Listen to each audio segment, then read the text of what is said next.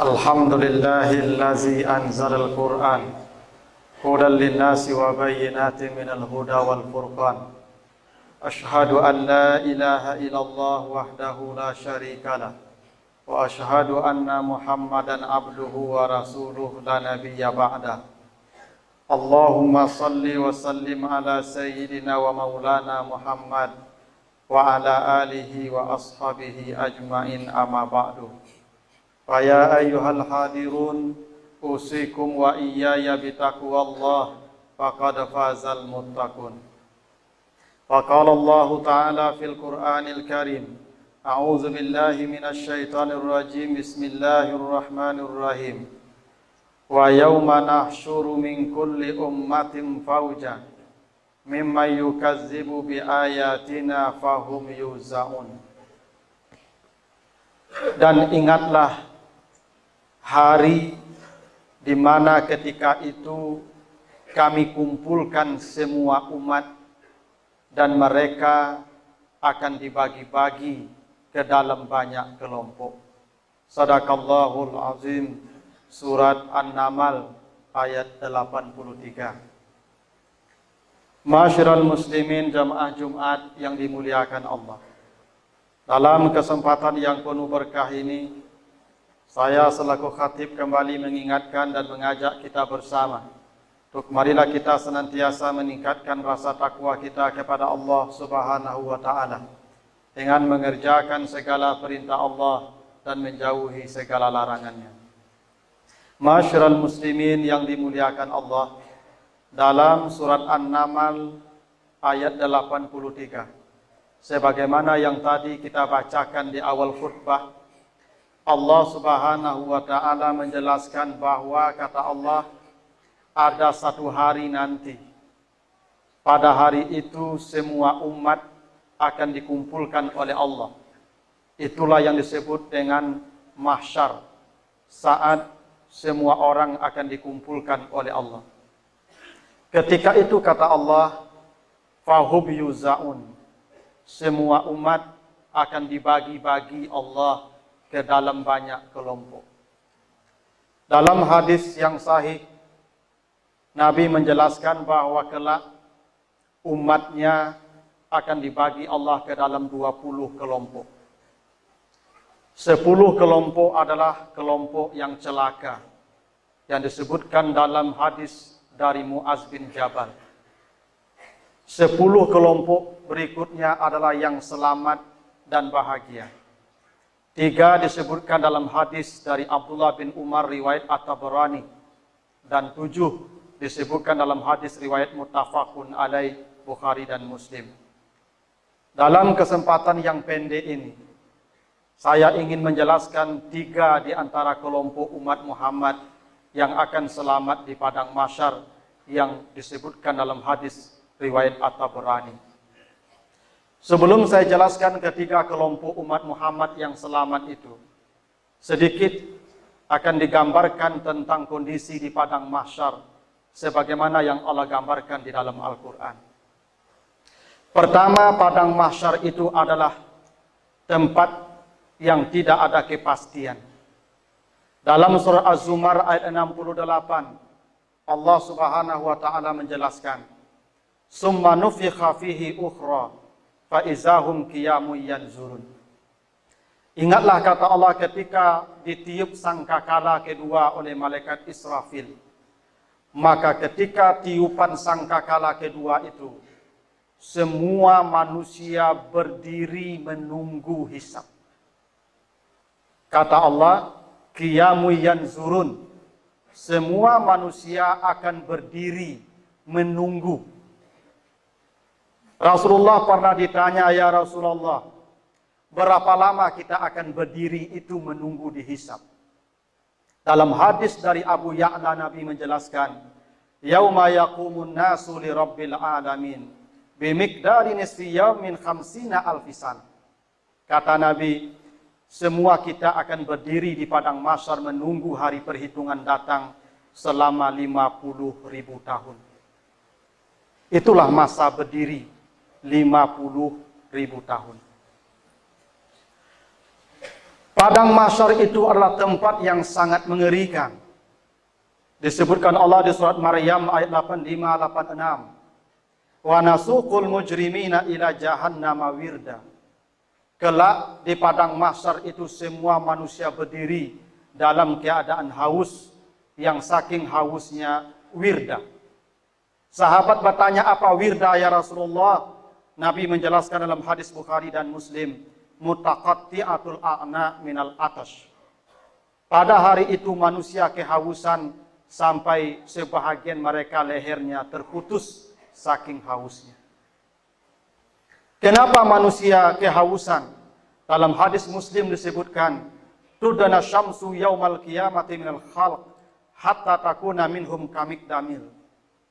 Matahari akan dekat dengan kepala setiap manusia seukuran tongkat celak mata manusia. Begitulah jarak matahari dengan kepala setiap orang yang kita akan berdiri selama 50.000 tahun lamanya. Selama 50.000 tahun itu manusia akan ketakutan. Kata Allah, wujuhu yauma izin khasyi'ah. Tidak satu pun wajah pada hari itu akan berdiri tegak. Karena semua orang akan ketakutan. Kenapa manusia ketakutan selama berdiri lama itu? Kata Allah di surah Al-Haqqah ayat 19-25. Fa amma man utiya kitabahu biyamini fayaqulu ha'umuqra'u kitabiyah. Manusia akan ketakutan sampai dia memastikan kitab catatan amalnya datang dari kanan atau dari kiri. Sebelum dia menerima catatan amalnya dari kanan atau dari kiri, maka selama itu manusia akan berada dalam suasana yang mendebarkan. Itulah sekelumit gambaran yang diberikan Allah tentang padang mahsyar. Karena itu perlulah kita merasakan diri untuk selamat pada hari itu. Dalam hadis riwayat At-Tabrani, Nabi menjelaskan, adakah umat Muhammad yang selamat? Ada. Kata Nabi, salah satu yaumal qiyamati ala kasibim min misik. Ada 3 kelompok umatku, kata Nabi, yang akan Allah berikan tempat di tempat yang teduh, yang dipenuhi kesturi, yang sangat wangi. Yang kesturi itu, kata Nabi, raihatuhu min masirati arba'ina sana. Aromanya tercium dari jarak 40 tahun perjalanan. La yahuluhum hisab. Mereka tidak akan merasa takut dengan hisab. Wala yanaluhum alfaza. Dan mereka tidak akan dilanda rasa cemas, frustasi, haus, dan sebagainya. Ada 3 kelompok umatku, kata Nabi. Pertama, rajulun qara'al Qur'an ibtigha'a wajhillah. Orang yang membaca Al-Quran karena mencari keredaan Allah. Kalau para hadirin bertanya, apakah hal yang bisa menyelamatkan orang kelak di padang mahsyar? Jawaban pertama adalah Al-Quran. Karena itu kata Nabi, jangankan orang baca semua Al-Quran, suratun minal Quran, salasuna ayat, tasfa'u li sahibi. Ada 1 surat dalam Al-Quran yang jumlahnya cuma 30 ayat. Kalau kalian rutin membaca itu yang 30 ayat, maka kalian akan diselamatkannya mulai dari kematian sampai ke depan pintu surga. Para sahabat bertanya, apakah yang 30 ayat itu ya Rasulullah? Nabi menjawab, Tabarakallazi biyadihil muluk. Kau biasakanlah membaca surat Al-Muluk. Hadis riwayat At-Tirmizi. 1 surat saja sudah cukup menyelamatkan manusia dari dahsyatnya padang mahsyar. Hingga di depan pintu surga. Dalam hadis dari Bukhari disebutkan, ketika orang-orang hendak masuk ke surga, Allah akan berkata, rattil ma turattil fid dunya. Kalian bacalah ayat yang dulu kalian baca di dunia. Dan naiklah setiap 1 ayat ke surga berikutnya. Wa akhiru manzilatika fi akhiri ayatin takra'uha. Dan surgamu berhenti levelnya pada ayat terakhir yang kau baca selama hidup di dunia. Kalau kau pernah baca Al-Quran sejumlah 1000 ayat, maka surgamu akan berhenti pada level 1000. Begitulah seterusnya. Oleh karena itu, saya pesankan kepada kita yang hadir, sesibuk apapun kita, sepadat apapun kegiatan kita, sempatkanlah membaca Al-Quran, walaupun agak satu ayat setiap hari. Karena itulah amal penyelamat kita kelak di padang mahsyar. Yang kedua kata Nabi, warajulun azzina fi masjidin da'a ila Allah azza wa jalla ibtigha'a wajhillah. Orang yang azan di masjid memanggil orang beribadah mencari keredaan Allah. Ternyata para muazzin, orang-orang yang azan adalah manusia-manusia spesial kelak di akhirat. Sebuah profesi yang mungkin tidak prestisius, sebuah pekerjaan yang mungkin tidak dirindukan banyak orang, tapi justru Nabi mengatakan muazzinlah manusia spesial kelak di padang mahsyar.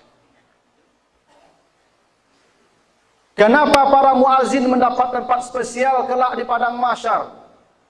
Hadis riwayat Muslim menyebutkan, man dalla ala khairin falahu mislu ajri fa'ilihi. Siapa yang menjadi sebab orang berbuat baik, maka dia memperoleh pahala semua orang yang berbuat baik disebabkan karena dirinya itu. Tadi muazin barusan, semua pahala kita yang duduk dan salat Jumat di sini dikumpulkan semuanya, sebanyak itu diberikan kepada yang azan tadi. Andai kata orang tahu pahala azan, akan berebutlah orang menjadi muazin. Karena itu Bilal bin Rabah ketika masih hidup, Nabi sudah mendengar kakinya di sorga. Padahal Bilal masih di bumi. Kenapa? Karena amal Bilal adalah azan di setiap waktu.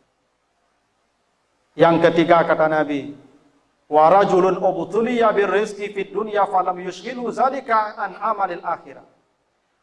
Orang yang selamat dan bahagia kelak di padang mahsyar kata Nabi, orang kaya yang tidak lalai beribadah.